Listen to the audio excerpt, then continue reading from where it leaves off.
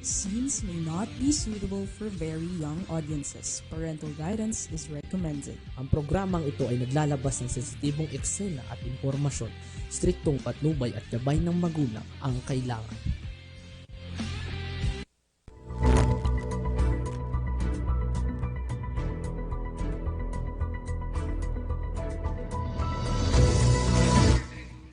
Okay. Magandang tanghali po sa atin lahat. Ito po ang inyong lingkod, Feni Codemus, para sa ating Balitang Halian. Tingnan po muna natin ating kakalsadahan. Mukhang maganda at safe naman. Diyan sa Balintawak Toll Plaza, Mapulang Lupa, Valenzuela, and of course sa Mindanao Toll Plaza, medyo yung pa-southbound, medyo, no? Pero hindi, passable pa rin. Sa May Kawayan, Bukawi Toll Plaza. And of course, San Fernando ba? Sa San Fernando, madaming dumalakad ng mga sasakyan. Yan.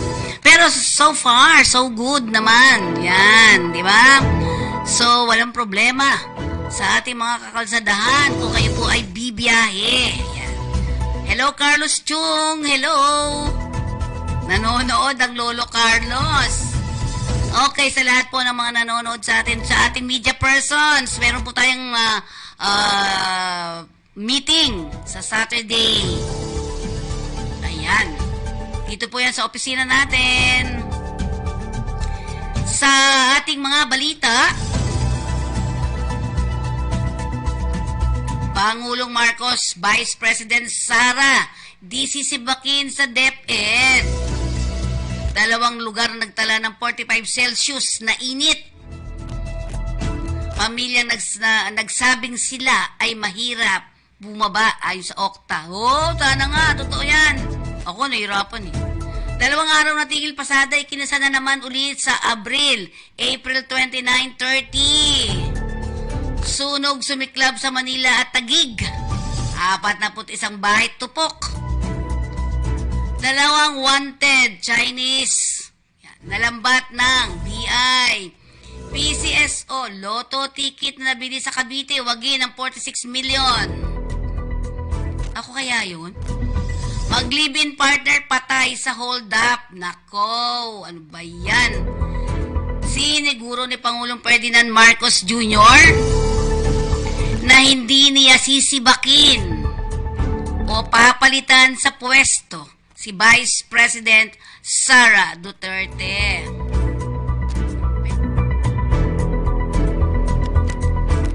Ayon sa Pangulo, ang hindi pagkakaintindihan ng kanyang may bahay na si First Lady Liza at ni Duterte, hindi sapat para sibakin niya ang huli bilang kalim ng DepEd. Sara Duterte, no? Tiniyak din ng Pangulo na ang pagpatutsada ng unang ginang ay hindi makakaapekto sa pagtatrabaho naman ni Vice Presidente.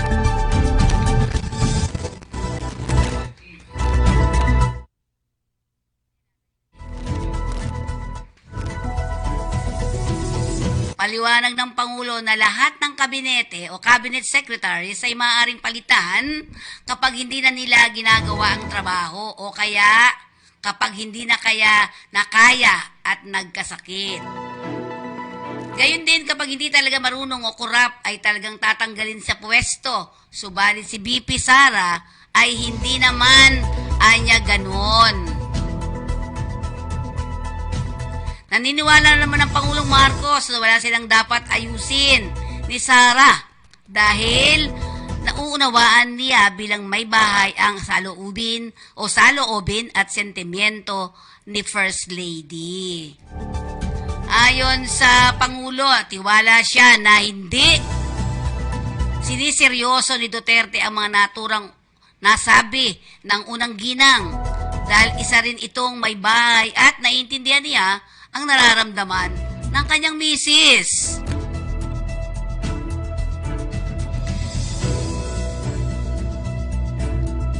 Ayon pa kay Pangulo, I think that she also as a wife understand how the First Lady feels. when you have to sit there and listen to this attack that are being made against your husband. Anya, totoo naman yun eh. Talagang magtatampo ka eh, di ba? Hindi anya galing sa pamilya ng politiko ang unang ginang kaya hindi sanay sa mga batikos, particular na sa kanya. Habang sila ay manhid na dito at sa mga insulto. Tama. Ako din, di ako magkakandidato. Alam mo bakit? Naku po. Ayoko nang nasasabihan.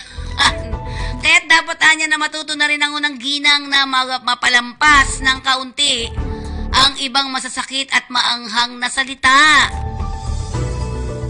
Matatandaan na sa isang interview, sinabi ni First Lady Marcos na bad shot sa kanya si BP Sara dahil sa pag-aakusa ng kanyang ama na si dating Pangulong Rodrigo Duterte na bangag ang Pangulo. Babangag daw ang Pangulo. Ito'y naganap sa isang rally sa Davao City na kung saan nakita siya na tumatawa. Ito'y nagbunsod ng panawagan ng ilang politiko na magbitiw sa pwesto bilang kalihim ng DepEd si Sara dahil sa mga banat ng pamilya nito kay Pangulong Marcos. Tanyo nga si Presidente, pangiti-ngiti lang. Kabilang ang mga ito, sina Bacolod Mayor Albi Benitez, Manila 3rd District Congress Representative Joel Chua at ang dating senador na si Leila De Lima. Dalawang lugar naman sa bansa ang nagtala ng pinakamataas na heat index kahapon yan. No? Batay sa forecast ng Pag-asa, nagtala ng pinakamainit na panahon sa Rojas City, Capiz at Zamboanga City, Zamboanga del Sur na pawang nagtala ng 45 degrees Celsius. Ang dalawang lugar ay kasama ng 25 lugar na dumaranas sa mataas na heat index. Ito po'y kahapon. Umabot naman sa 44 degrees Celsius heat index o antas ng temperatura ang naitala naman sa Dagupan City, Pangasinan, Puerto Princesa City at Aburlan, Palawan, Berac, Catanduanes at Pili, Camarines Sur. Alam po ba ninyo na buong Pilipinas yata, kung di ako nagkakamali, ay walang pasok ngayong araw na ito dahil nga sa heat index na binabanggit natin. Habang 43% Celsius heat index naman sa bahagi ng Muñoz, Nueva Ecija, Sangley Point, Cavite, San Jose Occidental, Mindoro, Iloilo City, Iloilo, Giwan, Eastern Samar, Dipolog, Zamboanga del Norte, Cotabato City, Maguindanao at Butuan City, Agusan del Norte. Naitala naman ang 42 degrees Celsius sa 10 pang mga lalawigan. Ito'y ayon sa Pag-asa. Tingnan nga natin, RB, ang ating Pag-asa report.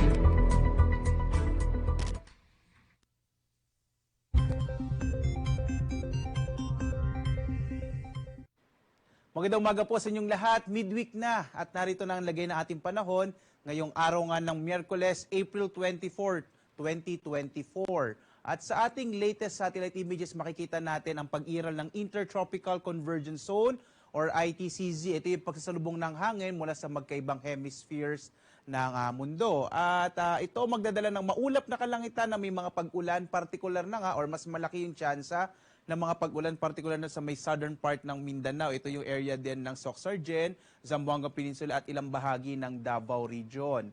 Samantala naman, itong easterlies o yung hangin na nagmumula sa karagatang Pasipiko ang makakapekto sa nalalabing bahagi ng ating bansa. Magdadala pa rin ito ng mainit na panahon habang malaki pa rin yung tsansa ng mga pulupulong pag-ulan, pagkilat, pagkulog, kagaya ng naranasan ng ilang bahagi ng ating bansa kahapon. Sa ngayon nga, base sa ating latest satellite images at mga pinakabagong datos na ating nakalap, wala pa rin tayong minomonitor na low pressure area o bagyo man sa loob at labas ng Philippine Area of Responsibility. Kaya posible nga hanggang sa pagtatapos ng linggong ito ay wala tayong inaasahang bagyo na papasok o mabubuo sa loob ng PAR or ng Philippine Area of Responsibility. Asahan pa rin natin mga kababayan yung mainit na panahon sa malaking bahagi ng ating bansa, lalo na sa may Luzon at Kabisayaan.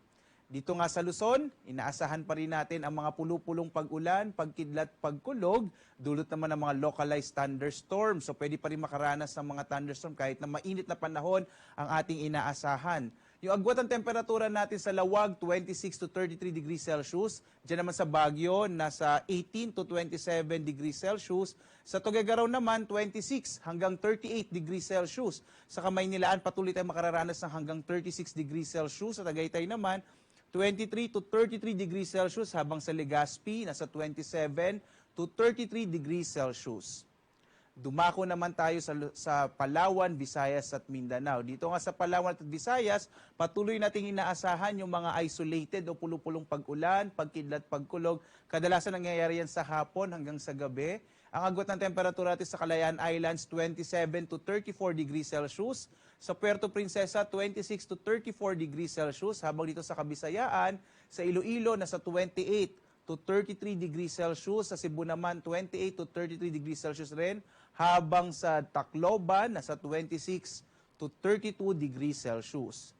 At dulot nga ng Intertropical Convergence Zone or ITCZ, itong bahagi ng Mindanao, particular na yung southern part, ito yung area ng Davao Region, ilang bahagi ng Soc-Sargen, ito ring Zamboanga Peninsula, particular na yung Zamboanga Sibugay at Zamboanga del Sur, ilang bahagi din ng Basilan, Sulu at Tawi-Tawi, makararanas ng mas malaking tsansa ng mga pag-ulan sa araw na ito, habang ang nalalabing bahagi ng Mindanao ay makararanas ng mga isolated o pulupulong pag-ulan, pagkidlat, pagkulog.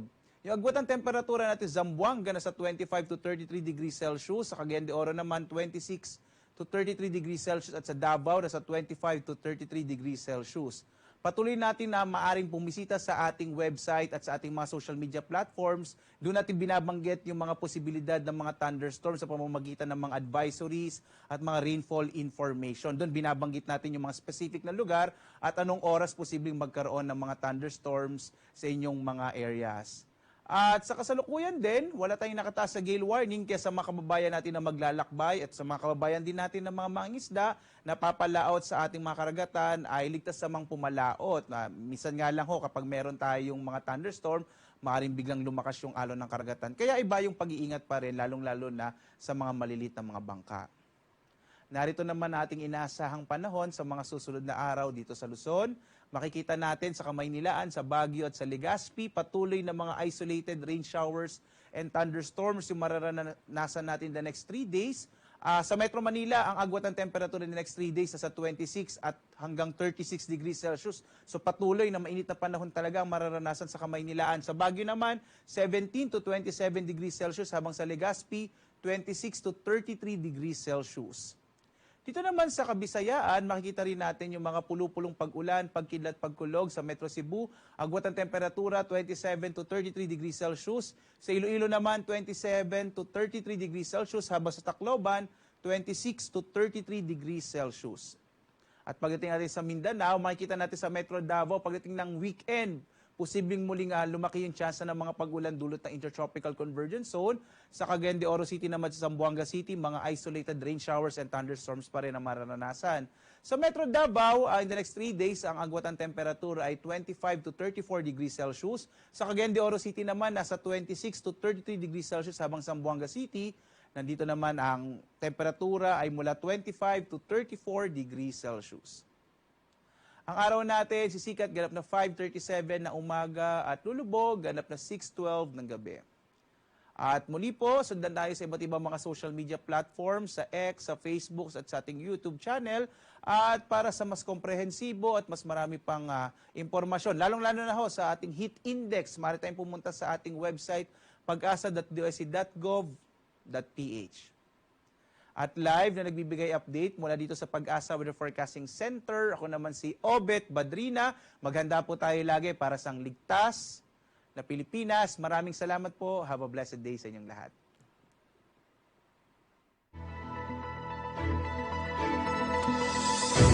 Ayan ang ating ulat panahon.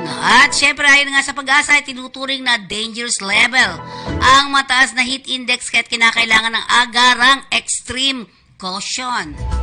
Pinaalalahanan din ng publiko na limitahan ang aktibidad sa labas ng bahay. Iwasan ang matagal na pagkababad sa init ng araw. uminom ng maraming malinis na tubig, magsuot ng preskong damit upang maibsan ang epekto ng mainit na panahon. Samantala, bumaba naman daw ang bilang ng mga Pilipino nakakaranas ng gutom at kahirapan sa unang quarter ng taong 2024. Sure ka? Sa pinakahuling Okta Research Survey, lumabas na 42% or 11.1 million pamilya sa bansa ang itinuturing na mahirap. Mas mababa ito sa 45% o katumbas ng 11.9 milyong Pinoy ang nasabing sila ay mahirap noong fourth quarter ng 2023. Ayon sa Okta, nagpapakita rin ito ng tuloy-tuloy na downward trend sa self-rated poverty sa nasa 50% noong Hulyo nung nakaraang taon. Malaki ang ibinaba ng self-rated poverty sa Metro Manila. 29% mula sa 40%. Balance Luzon, 28% mula sa 46%. Habang 47% sa Visayas. Bumaba rin sa 11% o 2.9 milyong pamilya ang nakakaranas ng involuntary hunger. Sa unang quarter ng 2024, mas mababa ng 14% nung nakaraang taon. Hello, Miss Tin Ramilia. Kabilang naman sa mga rehiyong may pagbaba ng self-rated hunger ang Visayas at Mindanao. Isinagawa ang tugon ng masang survey ng Okta mula March 11 to 14 ngayong taon sa 1,200 respondent nationwide.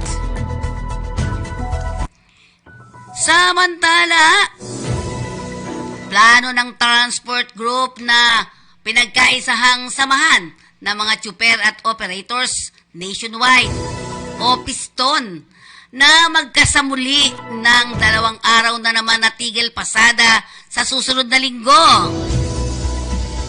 Sa sinagawang kilos protesta kahapon ng umaga sa tapat ng Korte Suprema, kaya traffic. Kinumpirma ng grupo na plano nilang maglunsad muli ng panibagong tigil pasada. Ito ay magsisimula sa April 29, Lunes, at Martes, ika-30. Lunes at Martes po yan, at April 29 and 30. Sakaling hindi dinggin ng kanilang mga hinaing laban sa isinusulong na Public Utility Vehicle Modernization Program ng ating pamahalaan. Ayon sa grupo, ang naturang kilos protesta ay laluhukan naman ng tinatayang aabot sa 250,000 miyembro ng piston sa buong bansa. Kaugnay nito, umapila naman ang grupo sa mga mamamayang, particular sa mga commuters na unawain ang kanilang kalagayan. Ayon kay Ruben Bailon, na siyang Deputy Secretary ng grupo, pakiusap namin sa mga commuters na unawain ang kalagayan ng mga driver at operator dahil ito ay laban ng mga mamamayan. Ito ay laban ng malawakan na sektor ng mga commuters. Yan po ang sinasabi ng Deputy Secretary ng Grupong Piston. Matatanda noong April 15 at 16 ay una ring nagkasa ng tigil pasada ang mga grupong Piston at Manibela, bunsod ng nalalapit na pagtatapos sa April 30 ng consolidation deadline na unang bahagi ng PUBMB, MP. Kahapon naman ay sumugod ang mga miyembro ng Piston sa Korte Suprema at ginalampag ng aksyonan na nito ang kanilang petisyon na humihiling ng ito na naman po tayo, TRO, Temporary Restraining Order laban sa PUB Modernization Program ng pamahalaan. Samantala, maraming pamilyang nawalan ng tirahan matapos na matupok ang mga kabahayan na magkakasunod na sunog sa Manila at Taguig City kahapon. Ito ba yung report ni Sa ulat ng Manila Disaster Risk Reduction Management Office, dakong ika-12, 12:11 ng hapon, nang sumiklab ang sunog sa Gate 54 hanggang 56 ng Parola Compound na sakop ng Binondo sa lungsod. Umabot ito sa ikatlong alarma bago tuluyang nadeklarang under control ng bandang alas 12:53 ng hapon. Tuluyan namang napula ng 1:32 ng hapon. Tinatayang aabot sa 30 bahay na pawang gawa sa light materials ang natupok sa sunog sa Parola Compound. Gayunman, walang iniulat naman na sawi o nasugatan sa naturang insidente. Nauna rin tinatayang nasa 15 pamilya rin ang nawalan ng tirahan sa sunog sa Barangay Port Bonifacio, Zone 3, Taguig City. Sa naturang ulat, alas 10 o 10:38 ng umaga, nang magsimula ang sunog na umakyat sa ikatlong alarma bago idineklarang fire out mga bandang o bago ika-1 ng hapon o 1 o'clock in the afternoon. Ayon sa Bureau of Fire Protection sa Taguig, nasa 11 kabahayan naman ang natupok sa pawang yari lamang sa light materials at magkakadikit. Ito ang sinabi ni Fire Senior Inspector Demetrio Sablan. Sugatan ng mahiwa sa yerong bubungan ang kamay ng isang bumbero nila. Sa inisyal na pagtataya, posibleng uminit na electric fan ng sanhi ng apoy. Nanlumo naman ang isa sa mga pamilyang naapektuhan ng sunog nang di naisalba ang inutang na 300,000 na pambili sana. My God. Ng jeepney para sa ipanghahanap buhay nito. Ang pera na nakabundle ay nakasalansan sa tig-1,000 bills at nasunog ang magkabilang dulo nito. Nitong Lunes lamang umano nakuha ng isang Mark Joseph Pede ang naloan niyang pera at kahapon ay naghahanap buhay na siya kaya wala siyang bahay nang maganap naman ang sunog. Oy, salamat naman sa sunog, di ba? Okay, nako, dalawang wanted Chinese. Nakatakda ng ipa-deport ng Bureau of Immigration o BI ang dalawang Chinese fugitives na naaresto nila kamakailan sa Cebu at Metro Manila. Ayan po ang mga mukha, Ayon kay Immigration Commissioner Norman Tansinco, ang mga naarestong dayuhan ay sina Zhu Yuangjiang, 25 years old, at Ma Blingye, 51 years old, na nadakip ang mga tauhan ng Fugitive Search Unit o FSU. Nabatid na si Zhu ay nadakip noong April 17 sa Barangay Umapad, Mandaue City, habang si Ma ay naaresto nitong April 19 sa kanyang tahanan sa isang subdivision sa Parañaque City. Si Zhu ay dating nagtatrabaho sa Singsuang Network Technology Incorporated, isang online hub sa Pasay City na ni-raid ng mga local authorities noong Hunyo ng nakaraang taon. Dahil sa pagkakasangkot umano sa ilang criminal activities gaya ng human trafficking at cyber fraud. Samantalang si Ma naman ay inaresto dahil sa pagiging wanted fugitive from justice sa China. Dahil sa kasong contract fraud. Inisyuan siya ng warrant of arrest ng Jiangbei District Sub-Bureau ng Public Security Bureau sa Chongqing, China noong December 6, 2017.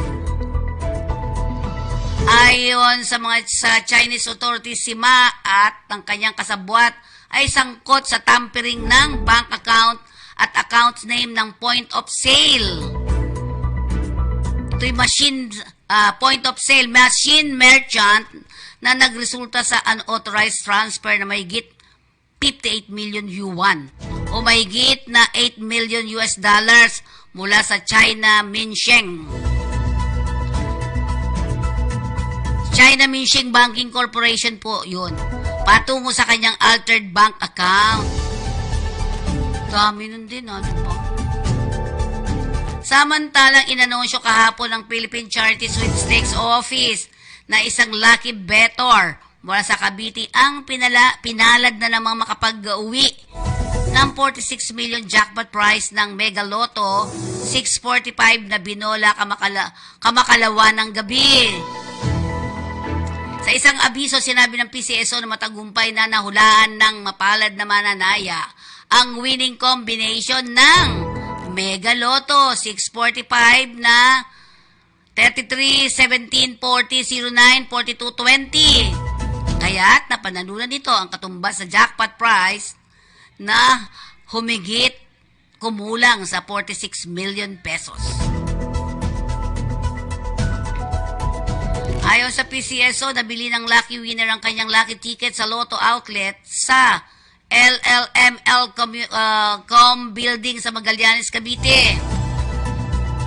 Pinayuhan din naman ng PCSO ang lucky better na upang makubra ang kanyang premyo ay magtungo lamang sa punong tanggapan sa PCSO sa may Mandaluyong City at ipresenta ang kanyang lucky ticket. Congratulations sa winner! Taga Cavite ba? Okay, yan po.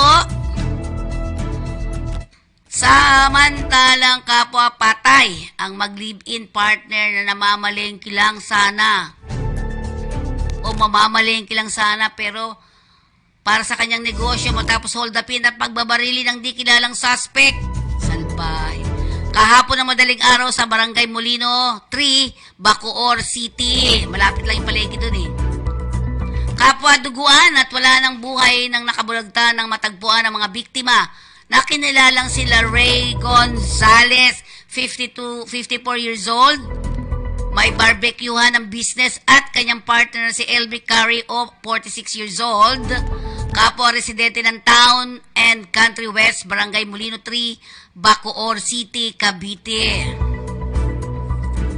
Sa investigasyon ng pulisya, 1:30 ng madaling araw nang maganap ang insidente ng pagpatay sa mag-live-in partner. Sakay umano ang dalawa ng kanilang tricycle ng Honda TMX na may plakang 2240LH at nagtungo sa Pote Market upang mamili ng mga gagamitin sa kanilang negosyong barbecuehan. Habang bumabagtas ang mga biktima sa Zaragoza Street, ay bigla silang hinarang ng mga di nakikilalang suspect na armado ng baril at pinagbabaril ang dalawa. Ayon sa saksi na itinagong pangalan, said, narinig umano niya ang sunod-sunod na putok, kaya't mabilis siyang nagtungo sa lugar at nakita niyang nakahandusay ang mag-asawa. Lalapitan umano sana niya ito upang tulungan, subalit isa sa mga suspect na lalaki ang bumaril sa kanya kung kaya't mabilis siyang nagtatakbo. Sa pagsisiyasat ng pulisya, hold up ang motibo sa pamamaslang sa dalawang negosyante dahil sa nawawala ang kanilang bag ng mga biktima o nawawala ang mga bag ng mga biktima na naglalaman ng perang mahigit 40,000. 40,000 lang, no? Samantalang sasagawa pa rin ang investigasyon ng pulisya upang matukoy ang mga salarin.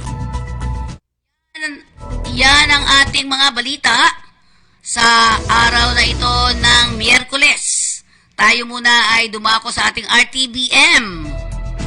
Radyo Pilipinas Lucena, sir, ano po ang tugon ng pamahalang nasyonal sa power outages po sa Occidental Mindoro? Power outages po. Ay sa ngayon nagka-problema nga dahil hindi isang planta bumagsak. Alam mo yan, dahil sabay sunod-sunod yan, sunod-sunod nag-trip kung tawagin. Pero dahan-dahan naman bumabalik. So ang power supply natin ay sapat naman na nagkaka-red and yellow lang tayo na alert. Pero sa kasalukuyan, nakikita namin dahan-dahan bumabalik sa normal na naman yan. Maayos na natin yung mga naging problema, yung technical problem dun sa mga planta. At maraming nakikita ko sa news, baka meron daw na nagsabotahe. Pinag-aralan din namin yan, wala naman. Talagang mabigat lang talaga ang load, hindi kinaya ng tsaka nagka-technical problem, may pyesa ro na kailangan paltan. Kaya yun ang ginagawa ngayon, binabalik na dahan-dahan. So far naman, meron konting yung mga iba nag-power outage. Pero pagka naayos natin ito, pagka naayos natin yung mga nag-trip na power plant at saka mga substation, babalik na naman tayo sa dati. Okay. Magandang hapon po. Good afternoon. Pangulo. Marami po kayong tinitingnang paraan para sigurado na stable ang supply ng kuryente rito, yung mag-tap ng mga probinsya malalakas ng kuryente, solar energy. Alin po rito, Mr. President, Lahat. ang pinakamabilis at how soon will it happen? Ang pinakamabilis solar. Dahil ang solar, wala. Basta kung meron kayo ng solar cell, pwede nang gamitin agad yun. So yun ang talagang pinakamabilis. Pero ang long-term solution dyan, hindi lamang yung solar. Kasama sa long-term solution yung solar, yung wind, yung hydro, yung geo, lahat ng ating makuhanan ng power ay pinag-aaralan natin at pinapatibay natin ang sistema.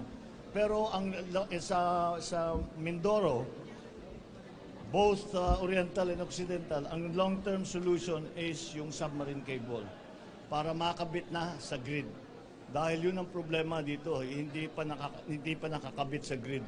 So naglalagay na tayo ng submarine cable para dito specifically for Mindoro, para yung mga ibang lugar naman na sobra ang kanilang, meron silang excess capacity na tinatawag, hindi nagagamit, sayang. So yun ang pwede natin paglipat-lipat kung saan ang pangangailangan. Hi sir, magandang hapon. Sir, kanina you have personally witnessed yung devastating effect ng El Nino sa mga sakahan. Paano sir titiyakin ng gobyerno yung food security sa gitna po ng El Nino? Well, kung pinag-uusapan natin ay bigas, sapat naman ang ating supply.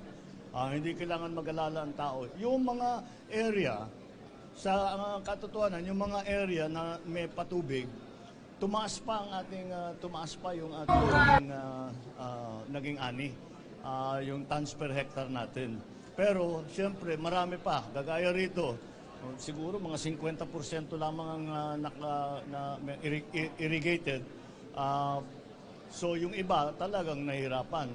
Dito sa Occidental Mindoro, meron ang calculation namin 1% lamang nung mga irrigated lands ang naapektuhan ng El Nino na talagang kailangan ng tulong. Pero yung naiwan na hindi irrigated ay yun talaga ang kailangan namin. Kaya pinapaspas namin yung paglagay ng solar pump at saka pati na yung dam na pinaplano ng NIA at para yung supply ng tubig mapalawak natin yung irrigable land. Kasi basta't irrigated, kahit na may ganito, kahit na may El Nino, pwede pa rin. Tapos marami tayong binibigay, marami tayong dinadala na post-harvest facilities para imbis na ginigiling pa yung palay, malayo pang dinadala, kung saan pa dinadala. Kaya dito nang gagawin para menos sa gastos, mas malaki ang kikitain ng farmer. Thank you, sir. Thank you. Hello. Hello. Ang problema po namin, Mr. President, yung kuryente po, masyadong mahal po.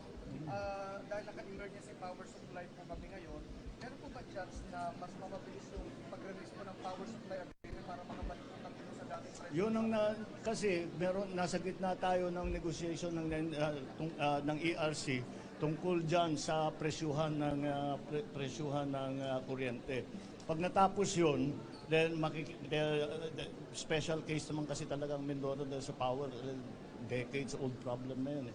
Kaya pagka natapos yun, malaman na namin kung paano pwedeng gawin dito, baka makapagbigay ng subsidy para ng ERC, baka makapag-approve ng subsidy para sa Mindoro provinces. Okay? Hi, President. I'm here, sir. There you are. Yes. Sir, how do you feel about the sentiments of First Lady Liza Marcos over Vice President Sara Duterte? Will it affect your working relationship with the Vice President and also your reaction to suggestions that it's timely that she be replaced in the cabinet? Why? I don't see the reason behind that. But, well, first of all, my first reaction is what a lucky husband I am. That I have a wife na very protective sa akin na kahit na may nakita hindi magandang sinabi tungkol sa akin, talagang she gets very upset. I guess we cannot blame her. It will not affect our working relationship with the Vice President, Secretary of Education. I think that she also, as a wife, understands how the First Lady feels when you have to sit there and listen to these attacks that are being made against your husband. But mag-uusap kami ni VP Sara, kami ni Inday Sara, mag-uusap kami na tungkol dyan. Para huwag na masyadong dibdibin at yung hindi naman siyang mga nagsabi tungkol sa kung ano-ano.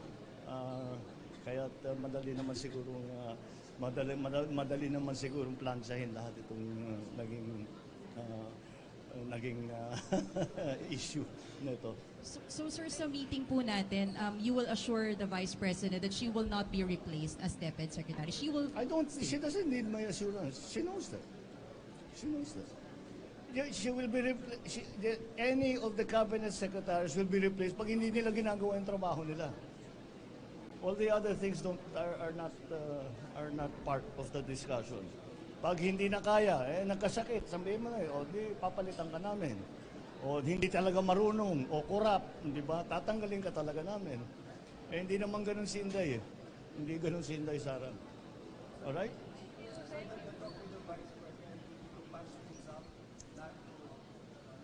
I don't think we need to patch anything up. I think she understands, as I said, as a wife herself, she understands the sentiments of the First Lady.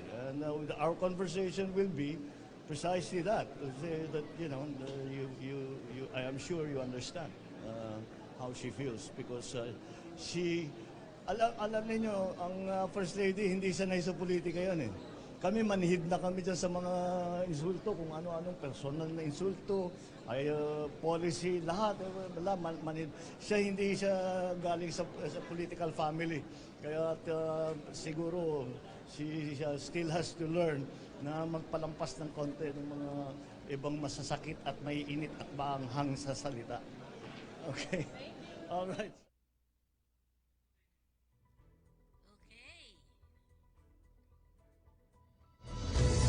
Okay, ayan. So, diba, narinig naman yun sinabi ng Pangulo.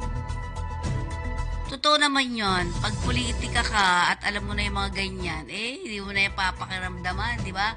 Okay, tingnan naman natin itong, dahil Miss Marge Tibayan ay working siya sa Taiwan. Siya yung nag-report sa atin itong nakaraan, diba, nung Monday. Monday nga ba yun? Tuesday.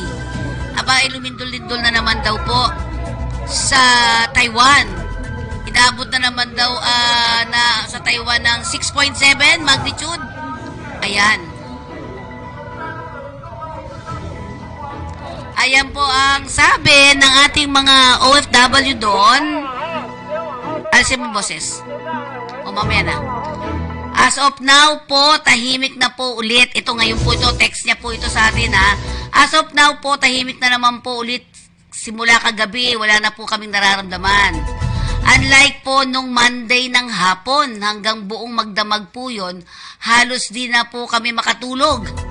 Dahil pabigla-bigla po ay nararamdaman namin yung pagyanig hanggang kahapon ng tanghali. And now po, tahimik pa ulit. Sana naman po ay magtuloy-tuloy na at wag na pong lumindol. At sa atin pong mga kababayan sa Hualien, doon po ang sentro ng lindol. Doble ingat po kayo dyan, mga kabayan. Dyan po ang maging alerto po kayo. And just keep on praying for sa ating lahat. Ayan po, pakilakihan mga be. Ito ang nangyari noong Monday, right? Or Tuesday. Monday or Tuesday. Yan. So, buong magdamag daw ay nakakaranas sila ng mga pagyanig. Ayan, tagilid yung ito yan.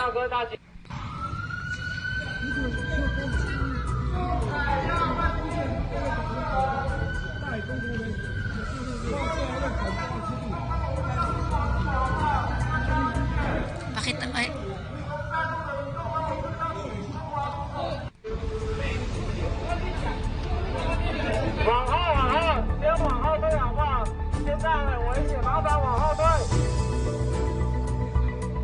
umulit na? Ayan ang nangyari. So, let's pray for Taiwan. Iba-iba na ang nangyayari, no? At kung makita rin naman natin, balikan natin ang Dubai. Meron ka pa dyan? Yung nangyari naman sa Dubai nitong nakaraan. So, climate change na no? Sa Dubai naman, ay medyo bumaba na ng kaunti yung tubig kesa nung sa mga nakaraan, di ba?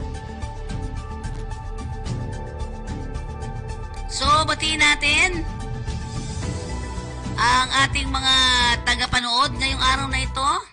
Carlos Chung is watching. Thank you very much. Filipino in Switzerland. March Tibayan from Taiwan. Siya po yung nagbalita sa ating kanina.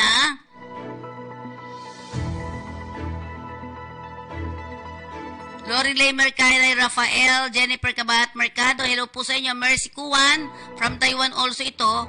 Cooper Kahulugan, Tin Ramilia is watching. Thank you very much, Miss Tin. Elaine Shine Alpi, hi ma'am. Lerna Capunes also, yan. Maraming pong sa lahat naman po ng mga sumubaybay sa atin dito sa ating programa, dito sa ating Balitang Halian. Okay, Dubai naman, Dubai tayo. Eto, kailan ba to? May sasakyan, gaganda pa naman ng mga sasakyan, no? Diba? Ay, nako, ang Pilipino, pag pinapunta mo dyan, magagawa lahat yung mga sasakyan na yan, ano? Diba? Ayan ang tubig. Buti hindi na masyado sa ibang parte, diba? Ay, pero ito, tingnan mo to. Mga establishmento nila. Oh. Siguro paghandaan yan sa mga susunod. Alam niyo kung paano? Katulad ng nangyari doon sa ano, di ba? Doon sa saan nga ba yun na gustong-gusto kong puntahan na lagi may tubig doon eh. Handang-handa yung community doon eh. Talaga namang, di ba? Okay, tingnan naman natin ang ating mga paalala mula sa ating himpilan.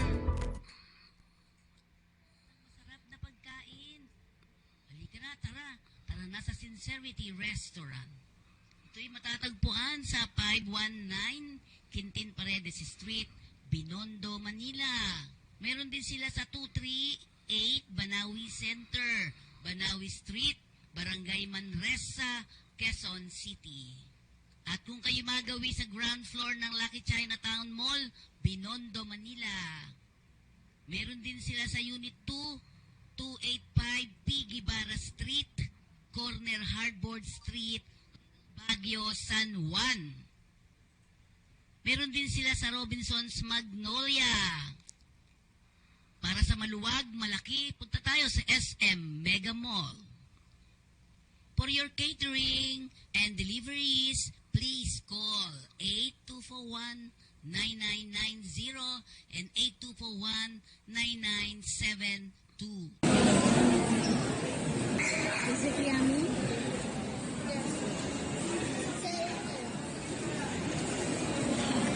Yes, sincerity. Ito.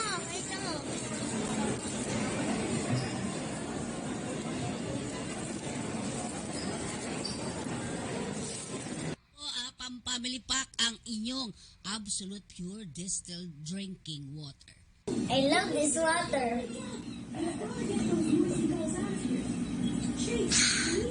Thirst quenching. Ayan ang ating absolute pure distilled drinking water. May pang pamilya na, may pang sports pa at pang personal. At para naman sa ating flag carrier ng Pilipinas, andyan po ang ating Philippine Airlines.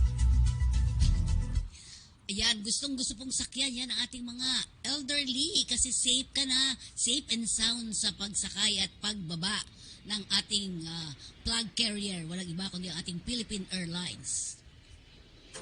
Hello, kabayan! Ako po si Mafe. Mag-a-abroad ka ba? Handa ka na ba? Ito ang mga bilin sa inyo ni Pidos. Isa-isip ang gusto mong makamit sa iyong pagtatrabaho sa ibang bansa. Ito rin ang susi ng iyong tagumpay. Ihanda ang sarili, kabayan, sa trabaho nga harapin sa labas ng bansa. Tandaan mo, kabayan, ang iyong responsibilidad at karapatan. Ito ang gabay mo sa paggampan sa iyong tungkulin. Umangkop ka rin sa batas at kultura ng bansang pupuntahan. Ito ang iyong magiging pansamantalang tirahan. Pangalagaan mo rin ang kalusugan. Kailangan ang malusog na pangangatawan sa trabahong gagampanan. Buksan mo ang isipan sa bagong kaalaman at kasanayan. Ito ay hagdan sa muling tagumpay. Kabayan, pakipag-ugnayan sa pamilyang naiwan. Panatilihing buo ang pamilya kahit malayo ka.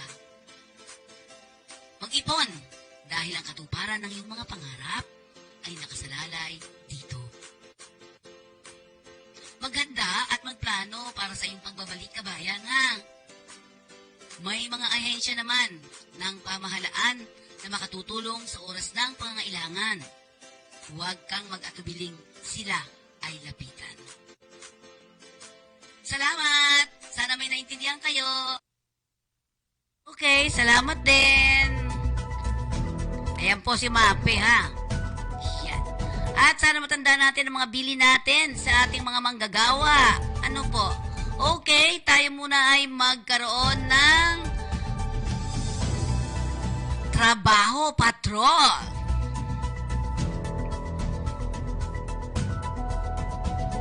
Ayan, 20 domestic workers to Singapore. Ang final screening po nila ay April 30.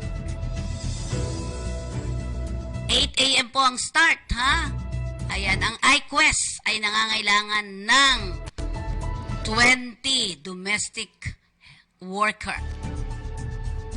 Ito po ay babae, 24 to 38 years old, at least high school graduate, no tattoo, can speak and understand English. 600 Singapore dollars. Malaki po yan. 600. Requirements, updated resume, valid passport, NBA clearance, ID or certification, DOH vaccination, vaccination certificate, 2 dose with booster. Kailangan din ng e-registration, PAYOS, ID or certification, PSA birth certificate, pag-ibig number, info sheet for ex abroad. Okay, scan QR code. Tanda natin, no salary deduction. No processing fee.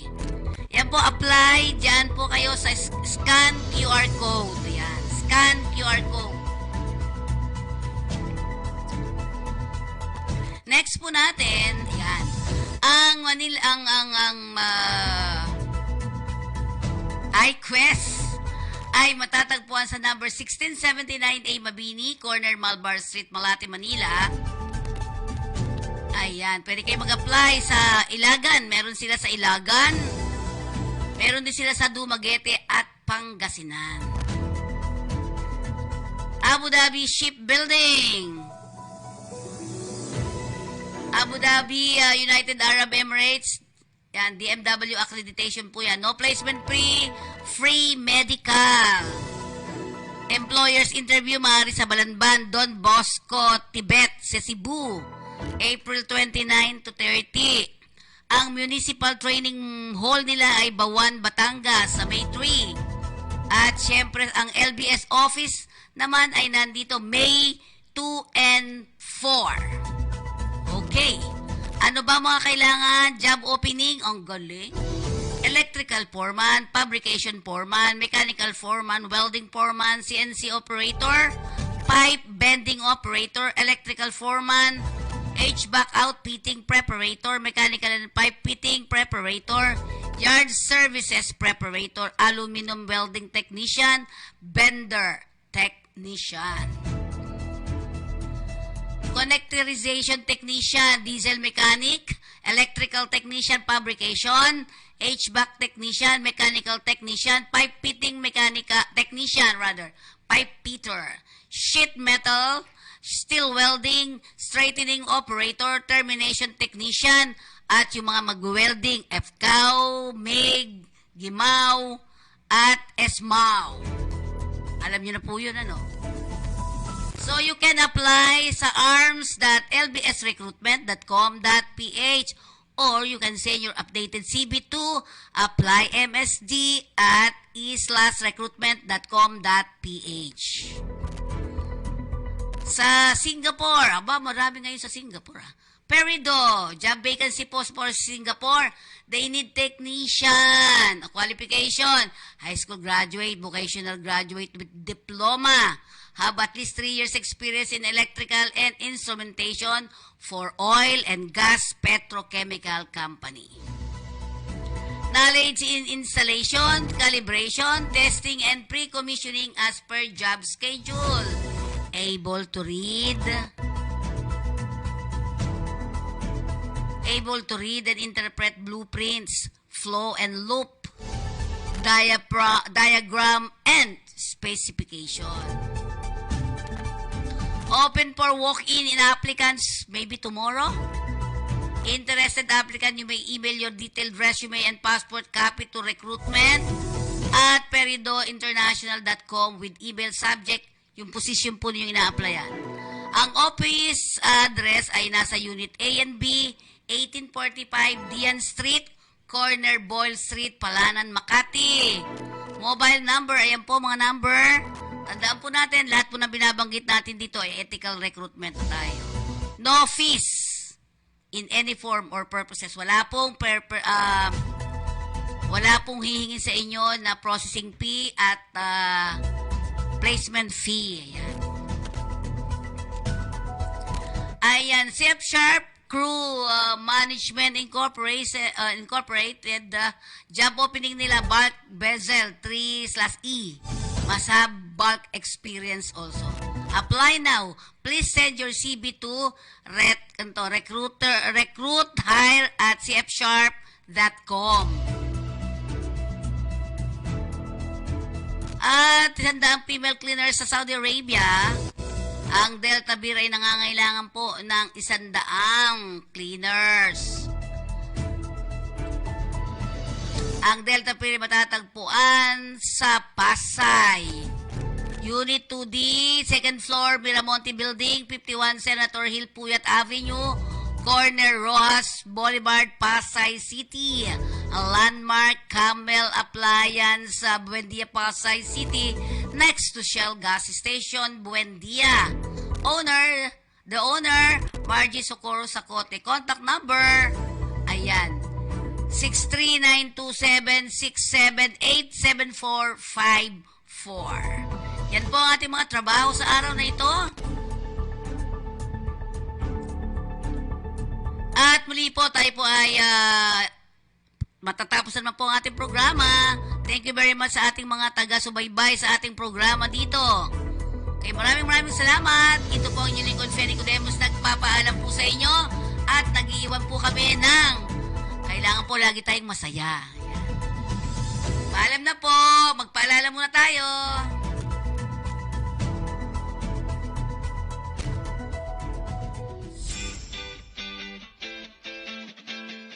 Kumusta? Paalis ka na ba? Kung paalis ka na, kabayan, siguraduhin mo ang iyong kontrata. Tandaan mo, kontrata ang importante sa lahat. Ano nga ba ang kontrata? Ang kontrata ay kasunduan ng OFW, ng employer at ng ahensya. Ito ay pinipirmahan ng OFW at ng legal na kinatawan ng ahensya bilang patunay na sila ay nagkakasundo sa nakasaad sa kontrata na may kinalaman sa pagtatrabaho ng OFW sa magiging employer nito. Bakit mahalaga na may kontrata? Ang kontrata ay isang proteksyon ng mga OFW. Dahil nakasaad dito ang kanilang mga karapatan, katungkulan, kalagayan ng pagtatrabahuhan, termino ng kontrata at benepisyo ng OFW. Ang di pagsunod sa kontrata ng sinumang partido ay isang paglabag sa batas at maaaring batayan ng paghabla ng kaso.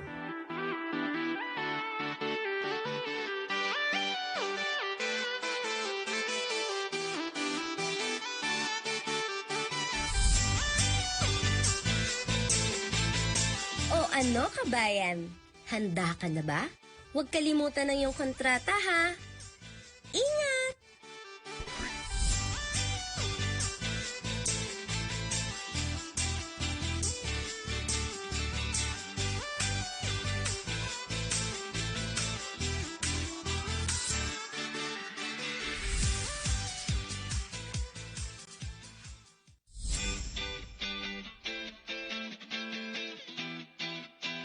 Ano nga ba ang RA 10022 o Migrant Workers and Overseas Filipinos Act of 1995?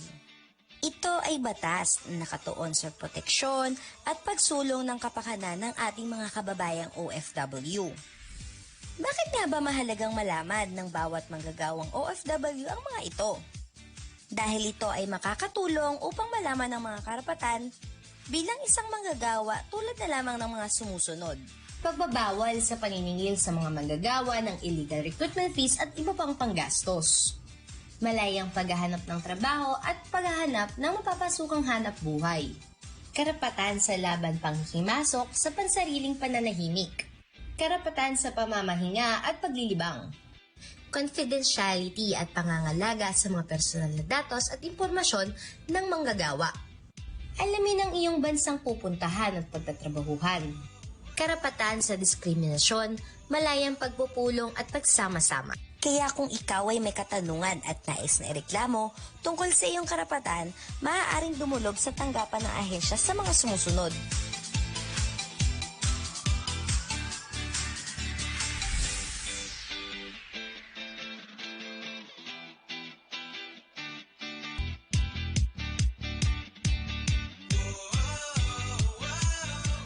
Ngayong alam mo na ang kalagahan ng iyong karapatan bilang isang manggagawa, huwag hayaan na ikaw ay busuin at ipaglaban ang iyong karapatan.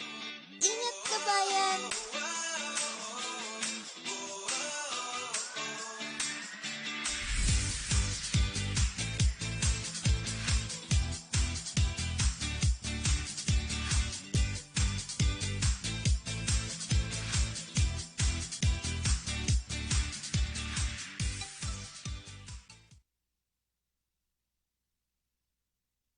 Nagsimula sa isang pangarap.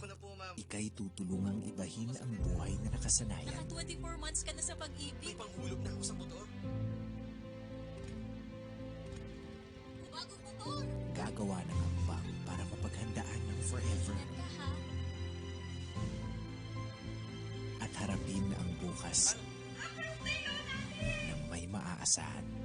Simulan mo na ang forever mo ngayon. Fund your forever with Pag-ibig Fund.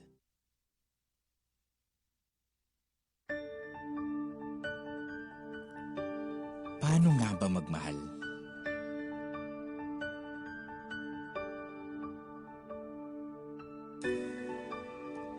Pwedeng palarigalo. Pwedeng tumutula.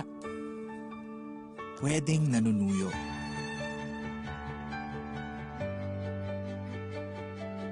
Pero ako, paglilingkuran kita tulad ng pag-ibig. Iba ang lingkod pag-ibig.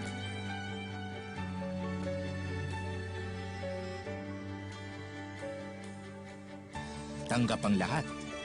Walang judgment. Inahahalagahan ka.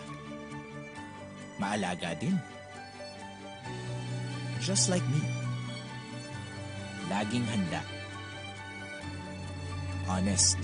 Walang tinatago. At walang kwento o tanong na palalampasin.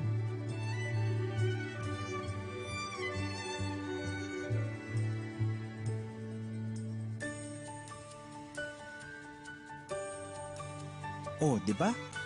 Parehong-pareho.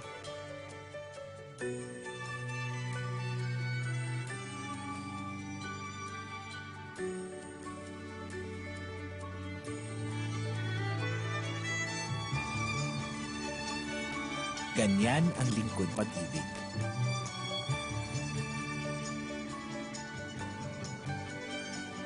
Paano nga ba magmahal? Pag-ibig, naglilingkod ng tapat at totoo.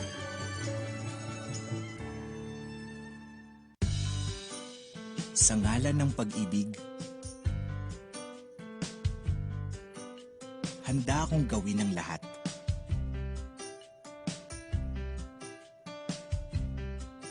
Handa akong ibigay ang lahat.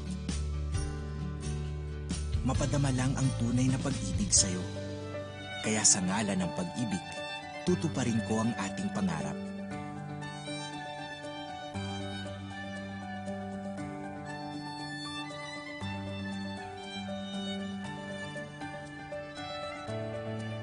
Sa susunod na kabanata, isa lang ang ating aasahan. Ang Pag-ibig Housing Loan.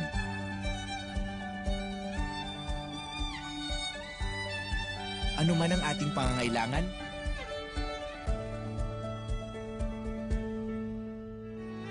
may home loan na bagay sa atin. Simple man o grande ang dream home natin, posible dahil sa kanilang lowest rates.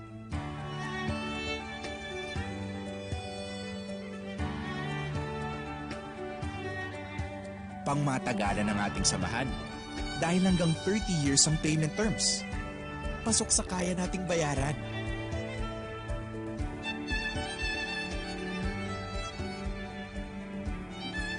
Para sa'yo, para sa akin, para sa pangarap natin. Lahat gagawin, lahat tatahakin. Sa ngalan ng pag-ibig, walang imposibleng pangarap.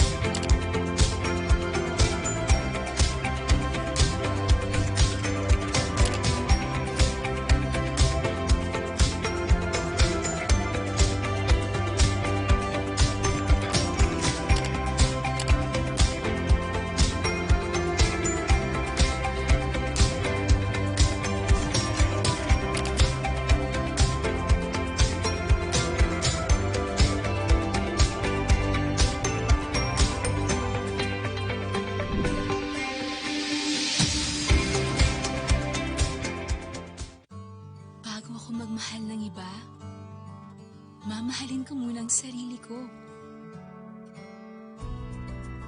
Mag-iipon muna ako ng Pag-ibig. Pag-ibig Regular Savings. Earn 25 times more sa contributions mo. Ang contributions mo, ipon mo. Mas malaking contribution, mas malaking ipon. I'm worth it. I deserve pag-ibig.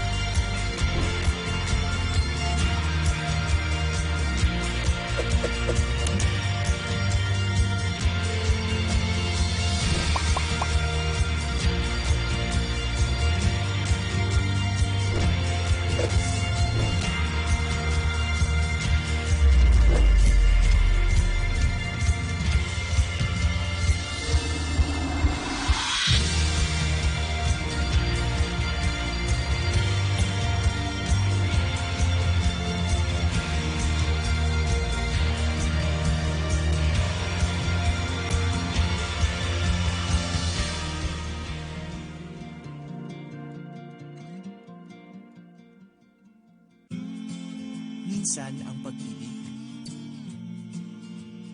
online mo pala mahahanap. Ang bagong virtual pag-ibig. One click, you can track your savings. Easily pay for your loans.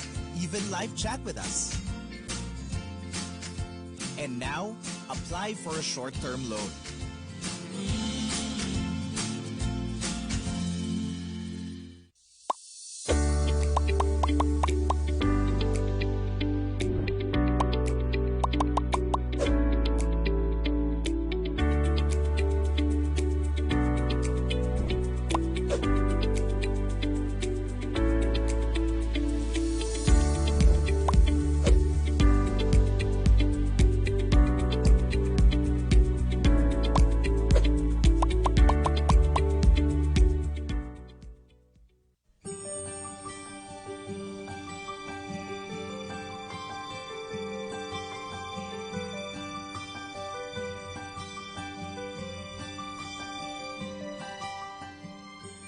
Bawat isa sa atin ay nagnanais ng magandang buhay para sa ating pamilya.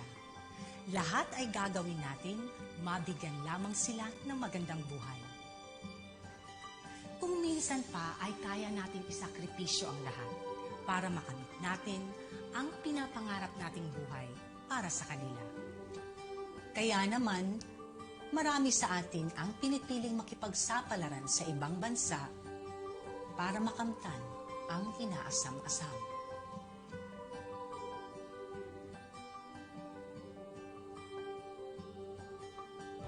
Malungkot man ang mawalay sa kanila, isasakripisyo na natin ang sariling kaligayahan. Ngunit ang hindi alintana ng mga OFWs ay ang mga panganib na kailangan nilang harapin sa ibang bansa. Marami sa mga OFWs ang nakakaranas ng pang-aabuso, pananakit at paghihirap sa kamay ng kanilang mga amo. Ngunit ang pinaka-nagpalala ng lahat ay nung dumating ang COVID-19 pandemic.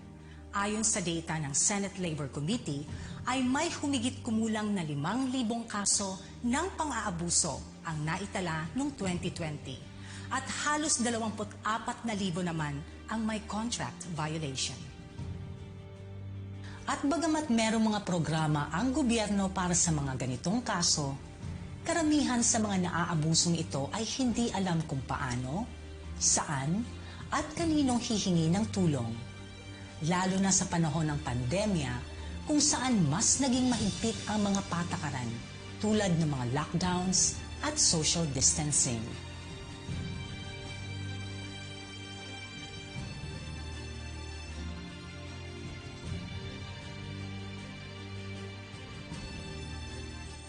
Ano nga ba ang mga dapat mong gawin para masiguro na maging maayos ang buhay bilang isang OFW at maiwasang maabuso sa ibang bansa? Kasama na rin na masiguro ang kapakanan ng iyong mga mahal sa buhay na iniwan. Una sa lahat, siguraduhin na legal at dumaan sa tamang proseso ang inyong mga papeles. Naglipa na ang mga illegal recruiters. Siguraduhin hindi ka magpapabiktima sa kanila dahil mas mataas ang tsansa na maabuso ka sa ibang bansa kapag ikaw ay illegally recruited. Huwag basta-basta magtiwala sa mga recruiters na kumakausap sa iyo. Kailangang merong tamang agency ang maglalakad ng papeles mo at siguraduhin na merong job order na ibibigay sa iyo upang masigurado na merong naghihintay sa iyong trabaho pagdating mo sa bansang pupuntahan mo.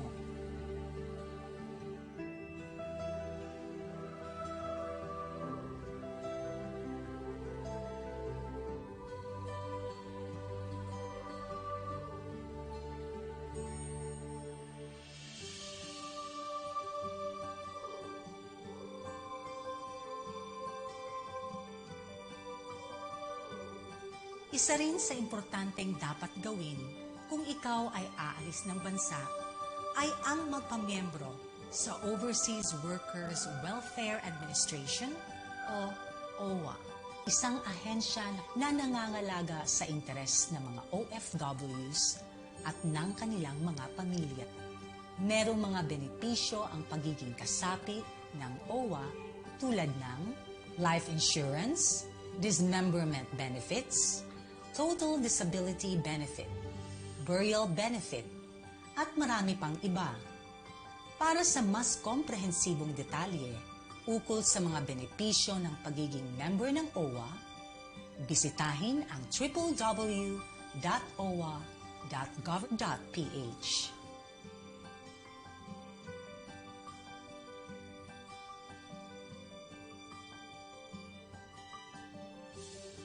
Sa pagdating mo sa bansang pagtatrabahuan, marapating alamin agad kung ano ang mga ahensyang makakatulong sa iyo sa panahon ng kagipitan o pangangailangan.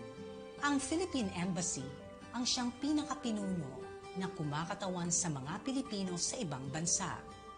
Kadalasan sila ang pinupuntahan ng mga OFWs kapag mayroon silang pangangailangan o problema. Alamin ang lokasyon nito sa bansang inyong pinuntahan, pati na rin ang kanilang contact number para handa ka sa oras na kailangan sila.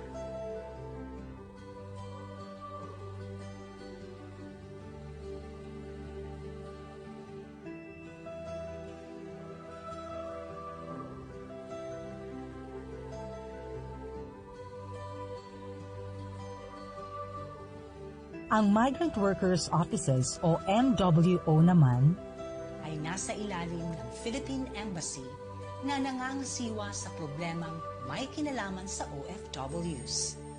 Ilan sa mga karaniwang problema na tinutugunan nito ay mga problemang kaugnay sa kontrata tulad ng mga napasok, nawawala, contract swapping, at di tinapos na kontrata. Kapakanan ng mga OFW na maaaring may kinalaman sa pagsasamantala, pagmamaltrato, at panggigipit ng mga amo at naliligaw o nawawala sa ibang bansa. Prevention is better than cure, sabi nga nila. Kaya't laging mas mabuting handa tayo sa anumang bagay. Ngunit kung minsan ay may mga bagay tayong hindi maiiwasan. Pwede pa rin tayong mabiktima sa kabila ng ating mga pag-iingat. Kailangan mong tandaan na bilang isang OFW ay merong nakalaang benepisyo ang ating gobyerno. Kung ikaw ay isang OFW na naging biktima ng pang-aabuso at nakabalik na sa Pilipinas, pumunta lamang sa OWA upang malaman ang mga steps na kailangang gawin upang makuha ang mga benepisyo. Huwag kang mag-atubili na gawin ito dahil ito ay karapatan mo. Kung merong mang hindi mauunawaan, maaari kang magtanong sa mga representative ng OWA o kaya naman ay humingi ng tulong sa mga taong mas nakakaunawa. Maaari nyo rin silang makontak sa mga numerong ito.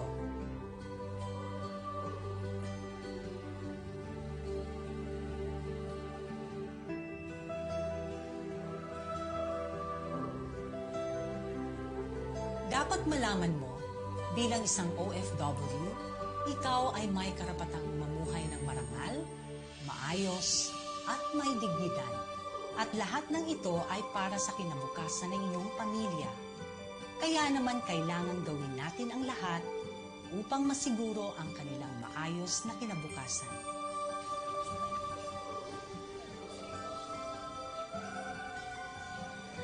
Mga OFWs, laging tandaan na hindi kayo nag-iisa. Laging may kakampi sa anumang hamon na haharapin sa iyong buhay.